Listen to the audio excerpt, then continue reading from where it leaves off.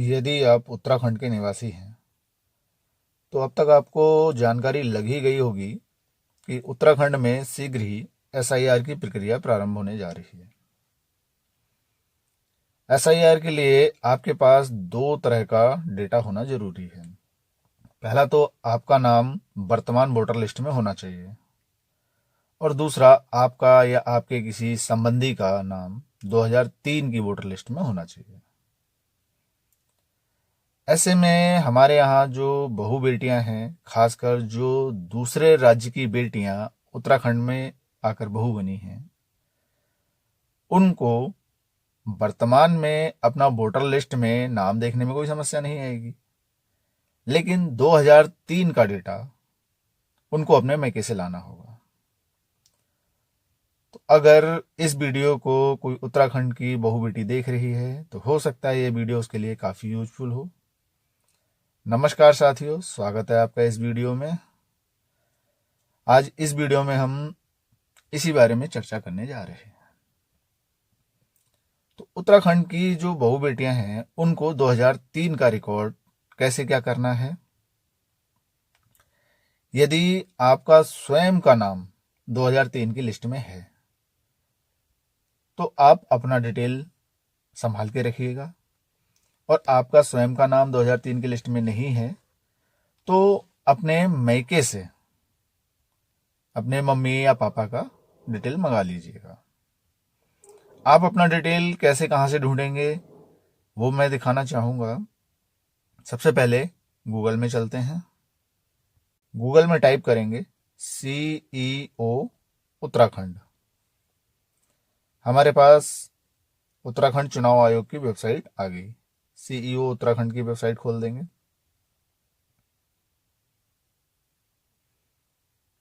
यहाँ देखो टॉप में ही आ रहा है search your name in 2003 Uttarakhand voter list, click here. Popup आया, ओके कर दो। अब यहाँ देखो आप 2003 विधानसभा निर्वाचन नामावली में अपना डिटेल ढूंढ सकते हैं।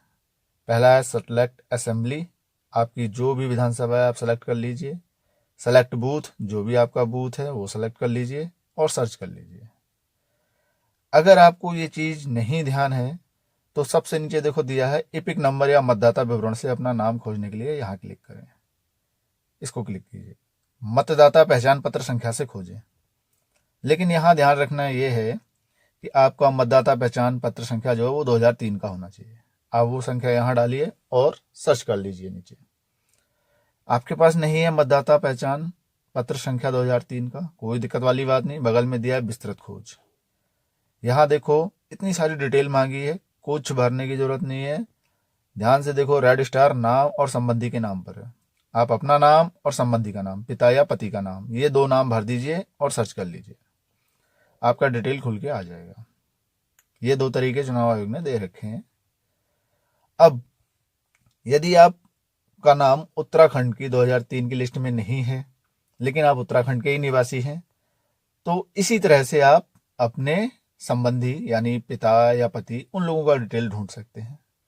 लेकिन यदि कोई दूसरे राज्य की बेटी उत्तराखंड में बहू है और 2003 में उनका नाम नहीं है तो उन्हें अपने मैके का डिटेल कैसे ढूंढना है, उसके लिए आपको गूगल में टाइप करना होगा वोटर ECI।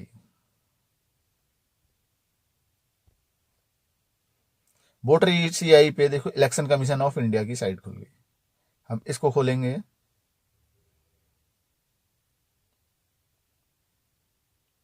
ये रहा हमारा वोटर ECI का होम पेज।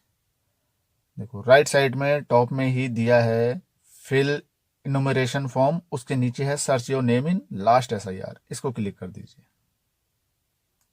तो हमारे पास एक ये फॉर्म खुल के आ जाएगा।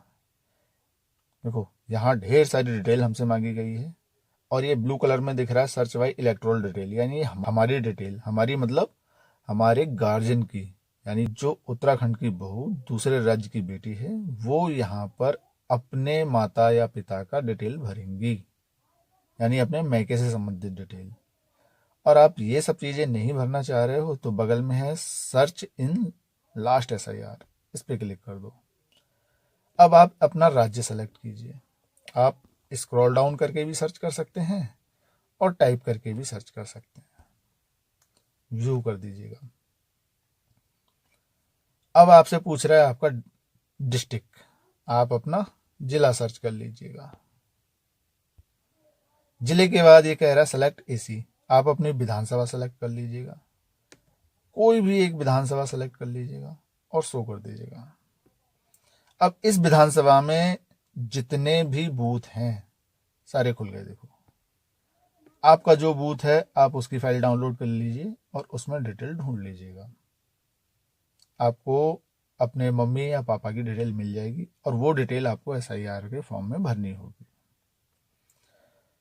मान लो आपको ये डिटेल भी नहीं मिल रही है, तब आपको क्या करना है, तब भी मैके का ही रिकॉर्ड चाहिए। वो क्या चाहिए, वो लिस्ट मैं आपको दिखाता हूँ। अभी ये भारत निर्वाचन आयोग का लेटर आया था, सभी जगह मान्य है शायद ये। निर्वाचक वोटर ECI पर विगत विशेष प्रगाढ़ पुनरीक्षण निर्वाचक नामावली में अपना और संबंधी रिश्तेदारों का नाम देख सकते हैं और गणना प्रपत्र में विवरण उपलब्ध करा सकते हैं। सहायता के लिए निर्वाचक संबंधित बूथ लेवल अधिकारी से संपर्क कर सकते हैं।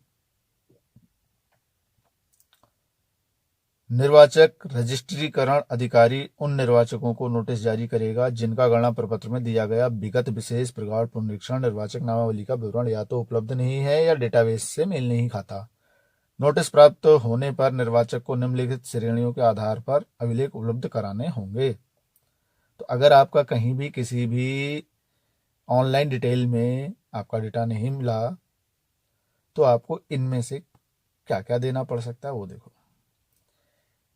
यदि 1/7/1987 से पहले भारत में जन्म हुआ है आपका, तो नीचे दी गई सूची में से स्वयं के लिए कोई भी अभिलेख उपलब्ध कराएं जिससे जन्म तिथि और जन्म स्थान का पता चलता हो।